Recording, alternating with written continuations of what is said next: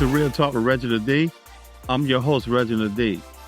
On today's episode, I have Michael Wood. Michael Wood is the COO of Jarrett Companies. Michael helped scale Jarrett Companies to a $300 million company. Michael also teaches breath work inside maximum security prisons and helps people break free from anxiety, self-doubt, and emotional spirals. Welcome to the show, Michael. Thank you for having me, Reginald. Appreciate you. Absolutely. Thank you. So, Michael, I'd like to start out by asking my guests, tell us a little bit about your childhood and where you grew up. Absolutely. If you don't mind, I would like to just say something real quick before we get started. A couple of days ago, I dove in preparing for this, and I watched a handful of your videos. And man, you're doing great work. I left a 5-star review, and I just encourage everybody to go out there and do the same thing. You are paying it forward, and you're doing just amazing work, uplifting people with your shows, just one after another, just filled with information to just help the fellow man just get better, do better, motivate people. And I just want to say thank you for that. Well, thank you. Wow, man. Thank you. Thank you so much for that. You're welcome. And so what'd you say about my childhood? Oh, I'm sorry. I almost lost the question. No, it's all good.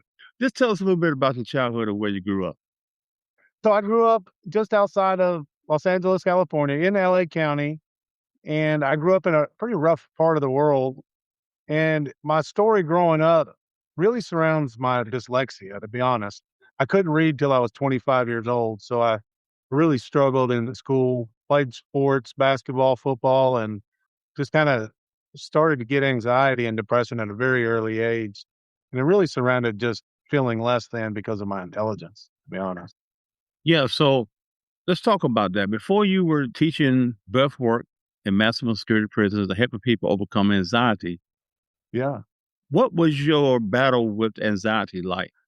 Man, it was wild because, I knew it early on. I started feeling it physically in my body at a very early age. And as I got older, I always thought maybe when I graduate high school, maybe some of this will leave. And then, when I get my own place, some of this will leave. When I find the right woman, when I get the better job, like I kept thinking there was going to be something in front of me that was going to solve the problem. And with each achievement that I got, it was like, I don't know, a month, maybe not even that long of, all right, good job, Mike, you did this. But then the noises would get louder and louder. It's like nothing that I ever achieved on the outside fulfilled me, really. It never really made me, it never solved any of my problems that I was dealing with on a daily basis. So, all the way till I was about 45 years old, it just kept getting louder and louder and louder and louder to the point where I was content with, meeting the expectations of my wife and my kids and being done. I didn't want to be here. It's where I was 7 years ago. Yeah, so you face your own fears head on, though. Yeah. Was there a defining moment when you realized anxiety wasn't going to control your life anymore? Yeah. It was that day, man. And I remember the day I told myself I was going to quiet my mind by any means necessary. And that day where just acknowledging that fact that I was done with the noise, I identified what was causing me pain. And it was, the ruthless thoughts in my head. And I turned that focus that I was having in the outside world to achieve things. I turned all that energy and that focus inward on myself and started having success. It was scattered, but I started making some progress. Yeah, and I can relate to that because I had an episode one time when I was dealing with anxiety real bad. It's crazy how these things worked because I had this major anxiety attack, and all I was trying to do was, now I was, trust me, overworked in the process. Then I had the woman I was dating, now is my wife. And I think one of the things I wanted to do before I relocated her here is have a house built for her. And man, in the process of doing it, I never had that done before in my life. I didn't know what to do. Just go to the design center, didn't know what this looked like. And man, I had a breakdown one time and it stuck with me. After everything was done, I still had this anxiety thing. And actually, and I want to take your time, I went to a doctor. I was like, man, something's wrong. And was like, hey, you had anxiety. So he put me on this pill. And it made me feel like, man, I don't feel right. So I just stopped. And basically what I did is say, hey, I'm gonna have to figure this out, Yep. and I'm gonna have to do things like you said, I cut out a lot of noise, kind of balance my life out and everything like that. And I've been good ever since. I didn't take those pills. I just got out of it. Yeah. So I said, damn, but it takes work, it takes work, but you gotta put that mentality up front. Yeah, and that's the hard part. When we go to doctors and we go to therapists, and I'm not saying they're bad, because sometimes you need that immediate response and immediate help. But typically, what they're dealing with is the symptoms. They're not dealing with the root cause of the problem. And for me, it took me a long time to get there, but I found out where the root to the problems are. And that to me was just liberating. And when I finally got to that place, man, I just wanted to shout it to the rooftop and just tell everyone. I became the crazy man who wanted to just help everybody and tell everybody whether you wanted it or not. I had to learn real quick that not everybody wants your help. So I'll find another route. Right. Exactly. Exactly. So Michael, you said something powerful. You said you can't think your way out of anxiety. Break Yeah. that down for us. Yeah. So it's a program. So your system gets in fight or flight, right? It gets into the fear. Well, I call it two buckets, right? You got the fear bucket and love bucket. And there's a switch in the middle of your brain that most people have no idea exists.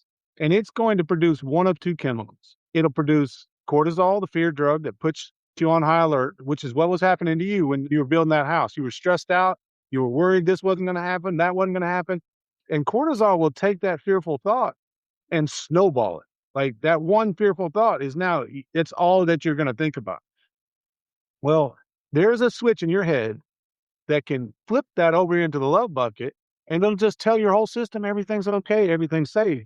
And the way that you flip that switch is with the content of your thoughts. If you're having loving, compassionate thoughts, whew, you come over here to the love bucket and the whole system will relax and calm down. But if you're having fearful, judgmental thoughts, you're going to get that cortisol and it's going to put those negative thoughts on a reel.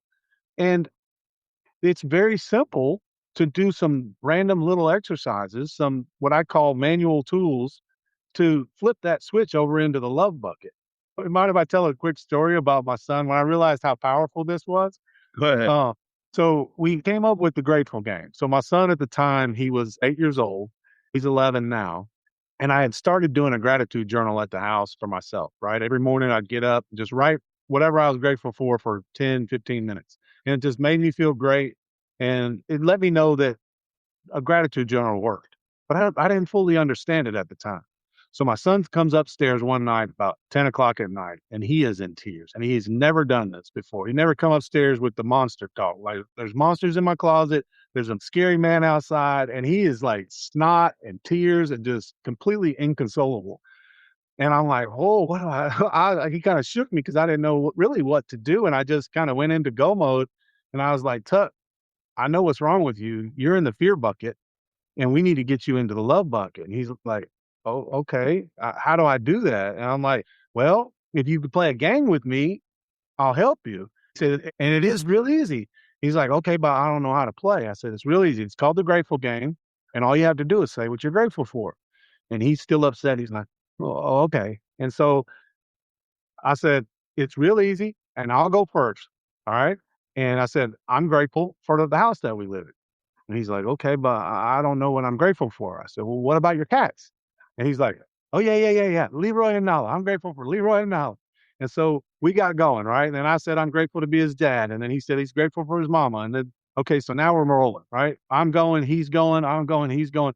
Within 2 minutes, he stopped crying. And I'm like, well, okay, all right. So we keep going, we keep going. 5 minutes in, he's smiling, he's laughing. And I'm like, what? Okay. Like, this is actually working. Let's go. We kept going, right? 10, 15 minutes in, we are laughing, having the time of our life. And I thought I was going to have a conversation with him about monsters in the closet or scary people outside. But it ended up, I was just able to just give him a hug, tell him, all right, man, go back downstairs, get in bed. It's too late. Like, you can get back down in bed. He just walked back downstairs, got in bed, and was out. And to go back to your original question about anxiety and how you're able to turn it off, it's the system. Your system needs to know that it's safe And you have to understand what it requires to flip it out of that fearful state into the love state, because that's what turned his mind off. I didn't have to tell him anything about there's nobody outside your window. All I had to do is tell his system that he was safe. And the grateful game, just saying what we were grateful for and compassionate for in the present moment, flipped him into that safe place. And he was drug induced happy because we flipped the switch in 2 minutes. And then the next 10 minutes we were doing that, he was getting drug induced happy and his body's telling him safe. So he felt great, wonderful. He was drug induced happy when he went back downstairs and went to bed. And I was just like, I was, holy man. So I couldn't believe it. I told my wife and whatever. But for me, it was like a life altering moment of just how powerful it is to just reset the system. All right. It was a wonderful dad moment. And we still play that grateful game, but it's for everyone. This is how we operate as humans. And we should have been taught this at any second grade, but we just never were. It's not about being positive just to be positive. It's about changing the content of your thoughts to tell your system that it's safe, and it calms the whole system down. Wow, Michael, that's amazing, man. That's It's amazing. But it fun, makes a right? lot of sense, though. It makes a lot of Yeah. sense. It makes a lot of sense. So now, you teach breath work inside a maximum security prison. So Mhm. what happens when men who lived in survival mode for years finally slow down and breathe? Man, life changes. The guys that I've been dealing with, they got extremely long sentences or life, and they're stuck in a cell. And I was telling you earlier, joking about just trying to find somebody to help, right? Well, my program, if you take it, it could take up to an hour a day, every day, 7 days a week. And so not everybody wants to do it, right? It's a lot of work to change who you are and whatever. But these guys, they got all the time in the world. So if you get them to buy in and understand what's happening here, show them some of the logic, it's just life altering. Some of these guys, I would ask somebody to take my program and work an hour a day. Some of these guys go into it and they're working 7, 8 hours a day on themselves. They're meditating and doing breath work for this amount of time because they got nothing else to do and they're seeing the benefits. So they're just dumping themselves into it. And so for me, as every teacher or coach, they just starve for that one student that is soaking it all up, right? And these guys, man, and there's only a handful of them because I can only work with so many. My time is limited, but there's a handful that just soak it all up, and it just changes everything for them, man. And so that the breath work, to be more specific about your question, the breath work basically does what we just talked about with my son. It lowers that baseline and tells them that they're safe. Because when the mind starts time traveling, when your mind's having fearful thoughts in the future, that's anxiety. When your mind's having fearful thought or negative thoughts about the past, that's where depression is coming from. But in this present moment, right here, right now with you, there isn't a problem in the world. We're right here. And everything is just beautiful. If we could just stay here, we would never have another negative thing ever happen to us ever because it's beautiful right here in this moment. And that's what we teach them. That's what I teach these guys in prison is to stop the time traveling thoughts and give them the tools to be able to do that. And breath work is by far the most powerful tool to do that. Yes. So, Michael, for someone listening right now who feel trapped in anxiety, what's the first small shift they can make today?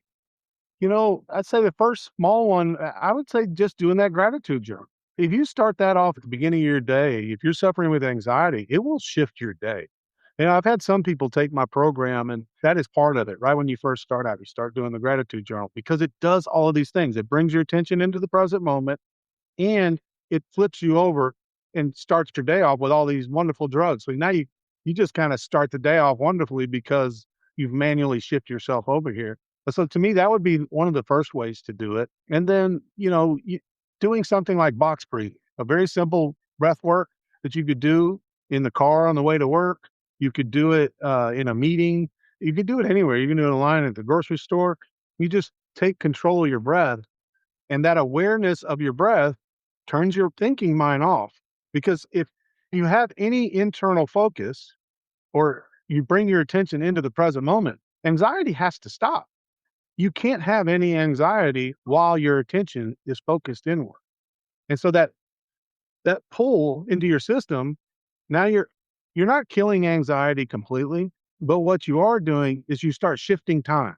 You start splitting time between anxiety and feeling good. And over time, that tide starts to shift a little bit to where you can manually shift yourself. Anxiety is relatively easy to get rid of with manual tools. Depression, now you have to go back and you have to remove attachments. You have to forgive yourself and others and go back to when you were 2 years old and rewrite core beliefs you didn't even know existed. Like, so there are some root cause for depression that sits in the past that you have to actually go hunt it down and do real difficult work.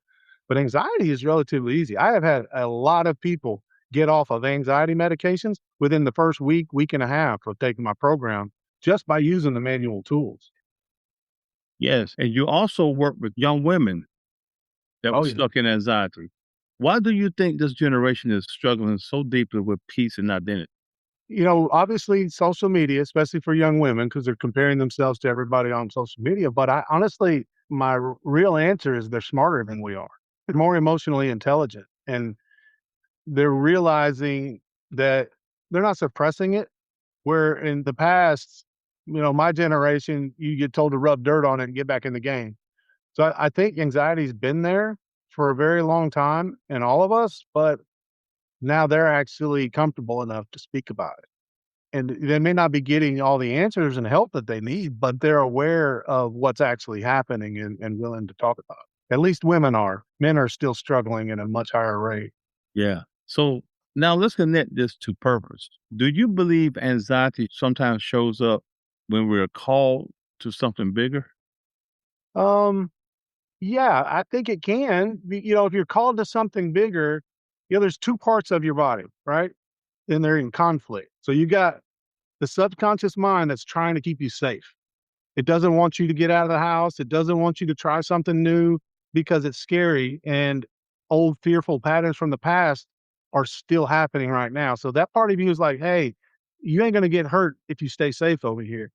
But then you got another contrast side that is your higher self, your expansive self that wants to start a business, go find that girl, just get out and meet new people. Just that part of you wants to expand. And so, to your question, that part of you that's trying to expand is going to trigger that other side of you that's trying to keep you safe.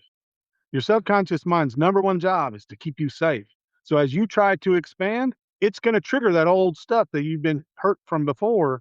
It's going to trigger it. So, absolutely, if you're trying to get out there in the world and do something more, challenge yourself, get out of your safe zone, your anxiety and all that stuff's going to get rattled when you're doing Yes, and I know a lot of people who's dealing with that right now. So it. Yeah. when I think about anxiety, I think about levels of anxiety. Yeah. How do you help someone who feels called but paralyzed by anxiety?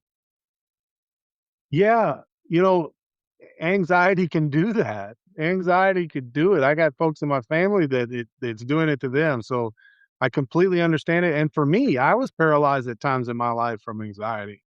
And to help somebody now, what I would tell them to do if they were so overwhelmed and so literally paralyzed from it, I would try to give them these simple tools, the breathing tools, the gratitude, exercise, exercise can really help. But if typically what I've found is when somebody is that paralyzed from anxiety, it's really the depression.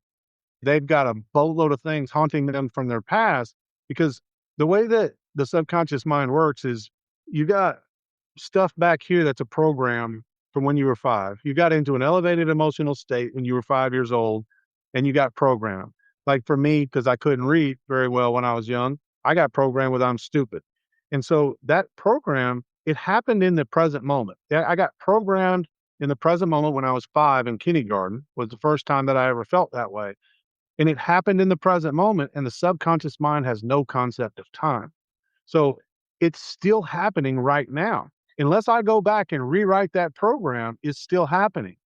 So for somebody who's struggling with a lot of depression, they can have 50 or 500 of these individual moments where they experienced a fearful moment and got programmed with a clear intention that they were unworthy, unlovable, stupid, or ugly. And those are the four major categories. And so if you have all of these things that happened to you at a young age, they're still happening to you right now. Until you go back to them and rewrite those individual moments and reframe them with love, compassion, and forgiveness, they sit there and they haunt you forever because your subconscious mind's number one job is to protect you from that moment ever happening again. So it's constantly scanning your world for that same thing being repeated. And so that shows up as anxiety because you're scanning the future for something that happened in the past. The reality is the root cause of it is something that happened in the past. I don't know if that makes sense because it's a lot, but that's what I've found is when somebody's anxiety is so off the charts, it's not about what they're worried about in the future. It's the old programs of the past that are haunting them. That makes a lot of sense. And I believe that anxiety actually drives you into depression if you don't deal with it. Because Yeah. I know people in my family have anxiety and dealt with anxiety and they won't leave the house. Yeah. They like, no, I'm not doing this. They don't have a life at all. It doesn't have It anything makes to them so do. They retire, all that, don't have anything to do, but they will not leave the house because of an anxiety issue. But now yeah. over the years, you see they are in depression now. Yep. Because they'll just let that anxiety build that wall up. And now they're definitely in the funk now because life is really just handling them bad way. Yeah. Yeah, the subconscious mind's job is to keep you safe. And so those family members you're talking about, their subconscious mind is telling them, don't leave the house. It's not safe out there. You're not going to be okay out there. They're going to find out that you're unworthy, that you're unlovable, that you're stupid or ugly. One of those. And so they're like, well, if I stay in here, nobody's going to figure any of that out. Like they're literally terrified and they're staying in their safe place. And it's sad because that's what's actually happened inside of them. And it's happening to all of us at a certain level. And some people's it's just higher than others. And Yes, exactly. it doesn't have to be this way. My goal, if I could figure a way out and then I could get this program going to where I want to teach this in elementary school. I want to go to private schools. I want to teach this to young kids because we should all know some of this stuff. It's so simple. It really is. Everybody should be doing this at a young age. Exactly. So, Michael, I have what I call quick fire questions. All right, let's go. There's not a right or wrong answer here now. All right. Okay. Number one, what's one breathing exercise anyone can do in under 60 seconds to calm anxiety? Box breathing. Inhale for 4, hold your breath for 4, exhale for 4, hold your breath for 4. And just keep going on a rotation and it'll calm you down. It's what the Navy SEALs use. If they could do it, they're the baddest folks on the planet. If they could do it, you can do it. Absolutely. Absolutely. So, is anxiety weakness or misdirected strength? Anxiety is a lie. Anxiety is the pre-programmed lie, basically. It's our thoughts talking to us and they're a lie. We are not our thoughts. We're the witness of our thoughts. But our thoughts are carrying us forward with all this fear. And if we could just disconnect from our thoughts, the thoughts lose the power. So I think our anxiety is just a lie. It's pre-programmed voices haunting us. That's not real. Got it. The biggest lie people believe about anxiety. Biggest lie people believe about anxiety that that it's hard to get rid of because it's not. It's not hard to get rid of it. If you use the tools, you get rid of it just like that. I watched two of the first three people I ever took my program were on anxiety meds and got rid of them within a week and a half. Stopped taking them. It's been over 2 years. They ain't taking anxiety meds yet. Wow. It's if you just use these simple tools that people call cheesy, writing gratitude, that flips you over. You don't need it. If you just use the manual tools to learn to shift yourself over, anxiety is very easy to get rid of. It's depression that's hard. Now, depression, you got to turn and face your fears, and it takes courage and hard work and all those things. But anxiety, if you learn manual tools, very easy to get rid of. And what's one habit that rewires the mind faster than people expect? So when I was in kindergarten, I got told I got made to feel that I wasn't smart as everybody else. I went back in an hour and a half session, went back to that moment in my mind. I imagined it, went back to that moment. I forgave the teacher and all the other students for making me feel like I was less than intelligent and reframed it all with compassion, love, and forgiveness. So My subconscious mind didn't have to hold on to that, and then phew, it was gone forever. I never was haunted from that memory ever again, and it takes an hour, hour and a half of a one session, and that moment in time will never haunt me ever again. Wow. You could do it fast. That right there is why I created my program. I've done that to myself over 200 times, and you'd be surprised. You can go back to one moment and it will never haunt you again. And people don't understand that, but subconscious mind has no concept of time. So it haunts you still today because it's still happening today. But the beautiful part is you could use your imagination and go back to that point today, reframe it with love and compassion and forgiveness, and it'll let it go. And whew, it's gone. So the reason it's haunting you is also the secret to rewriting it, making it go away. Yes, absolutely. I like that. So, Michael, lastly, where can my listeners follow you or sign up for your programs and the things you're doing right now? So I actually created something because you kind of inspired me. When I went back and looked at your show and I watched all your videos, I created an actual program to give away to your listeners. And so they could follow me by going to mwood at motivation, mwood.com at /motivation for your podcast. And if they go there, I'm going to give them a free promo code for a program that I have on my site. It'll take them to that. And that'll take you to my site. You could also get to me two other ways. Mike at learntolovebeingyou.com is my email. Anybody can email me directly, or my program is learntolovebeingyou.com. Pretty easy to find. Got it. There you have it. There you have it. Michael Wood, man, thank you so much, man. I really, really appreciate the things you're doing because the things you're tapping into really help people with life. You know, everybody want to have a life moving forward, life of happiness and life, abundant and then all the things that comes with life. But when you're dealing with anxiety and all the mental things that comes with it and you can't overcome it or you can't kick it, it just drags you and it drags you. And then some people just give up on the dreams just because of things like that. Exactly. And it doesn't have to be that way. It doesn't have to be. It makes me so sad every time I see somebody like that. Because I was sitting there and I'm happy just sitting in my chair for hours now. I can sit here and just stare at the wall and I'm happy because the thoughts in my head that were making me miserable, they're just either I make them go away or they're not there at all. And it's absolutely powerful and it's beautiful. And everybody needs to understand that they're not broken. They just don't understand how their system is working. And once you do, light bulb goes on and life becomes amazing. Absolutely. There you have it, everybody. Michael Wood. Michael, thank you so much for coming on the show. I really appreciate it. And I really, really appreciate what you're doing. Thank you, man. I really appreciate you too, because you're doing the good work, man. I know you put in a lot of work with all these shows, and each one of them is trying to help somebody in some way and spread that message. So thank you. Absolutely. Thank you. Thanks for listening to Real Talk Reginald D. If you enjoyed listening to Real Talk Reginald D, please rate and review on Apple Podcasts. See you next time.